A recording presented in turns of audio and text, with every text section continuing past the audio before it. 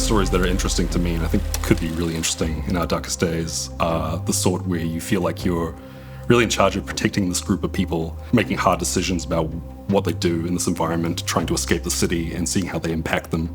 I think part of the charm is just the what if of the situation, you know, how would I adapt to this kind of survival challenge? This game is a lot about the vulnerability and humanity post a zombie apocalypse. And so we're leading into, you know, trying to see ordinary people do extraordinary things to survive. We sort of see this as a vehicle to help you tell your own stories in the zombie survival fantasy.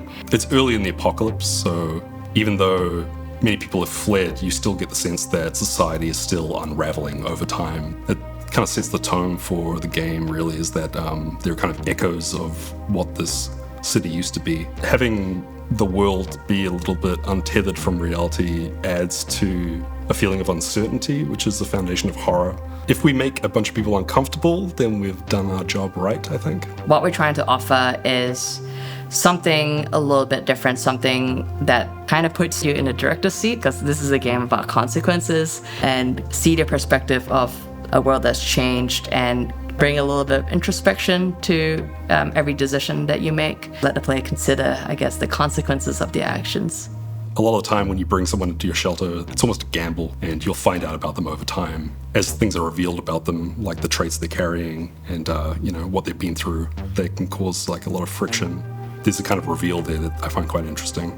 Your survivors are very vulnerable, and so part of the challenge then is using your resourcefulness as a player. We want these decisions to be constantly playing in our player's head. We want to keep the tension, we want to keep the surprises going. You know, there'll be things in the game that will make you change tact. The next year, what's the focus? How long is a piece of string, Mike? We're continuing to flesh out the world and the locations you visit and think about the environmental storytelling, what happened in this particular structure, right? How did the people react to the undead bearing down their door, that kind of thing. We've just wrapped up the PAX demo, and so for us, a lot of our focus will be going to building the full experience, and so we are fleshing out kind of like the other half of the game. So for PAX, we've showed off the scavenging, and now we are putting some love into the shelter half of the game. For those who have been following us throughout our journey, thank you so much for following us. Thank you so much for watching every video. Thank you so much for interacting with every piece of content, and we look forward to kind of working together more in the future. Hope you stay tuned. Hope you stick around, and hope you keep loving what we're putting out there. Peace.